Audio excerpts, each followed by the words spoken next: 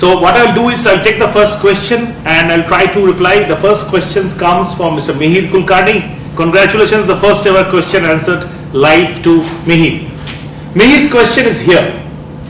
The passenger car market is expected to grow at 16% CAGR. Yes, making India the third largest market by 2020, similar to China.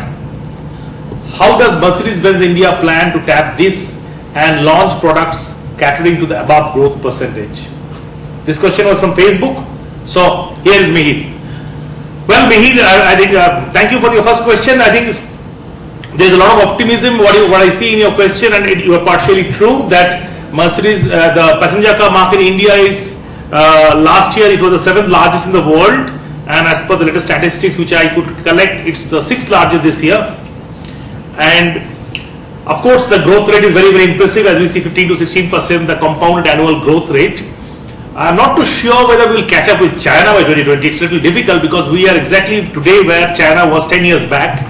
But one thing for sure, if the growth rate continues in this pace, Indian automobile market will be definitely the top three after US and China. And if India automobile market goes to those heights, the luxury car industry is bound to go. I'll give you some statistics, me. Right now, the penetration of the luxury car to the passenger market, that is the total size of the luxury car market 2011 was roughly around 24,000 vehicles. And the total size of the Indian automobile market was roughly around 2.5 million. It makes the luxury car market roughly 1% of the total market. So the penetration level is pretty low at 1. To give you a similar statistics in China, it is on today roughly in the range of 4% plus. And if you go to developed economies like Germany, it's roughly around 12 to 13% of the total market. Now that means that if India really grows to the extent, as you said in your question, at a 15 to 16% CAGR, as per the specialist, maybe the McKinsey's and the Booz and companies, what they say, the Indian auto market is going to touch somewhere in the range of 6 to 8 million cars by 2020, vis-a-vis 2.4 million today, last year. And if it reaches to those ranges, the luxury car market, which is roughly going at 40 to 50% compounded annual growth rate in the last 5-6 years, will have a higher penetration than what is today at 1%, maybe at the range of 2-3%, and that will be a big, big number. We are talking about 6 million market, let's say conservatively, and 2 to 3% of that will be roughly around 200,000 luxury cars sold in India, vis-a-vis only 25,000 today. Now, if we do not take a part in that growth, I say, well, I mean, this is a very, very, not a best thing to do.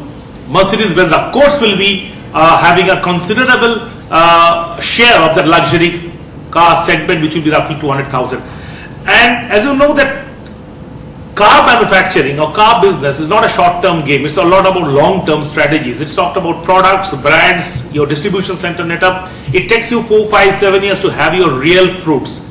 Honestly speaking, all the strategies what we put in place today, be it our distribution network, be it our product portfolio which we plan for the next 4 to 5 years, be it our product expansion and the plant expansion, our CKD portfolio expansion, and of course a lot of work goes on back end which you guys don't see when you buy a car or see a car, in terms of IT processes, in terms of manpower ramping. So as a package, I think that's when the real fun comes in getting the volumes together. Of course, we are focusing very, very strongly, keeping a close eye on the growth of the market, and planning our strategies well in products, factory, distribution and brand.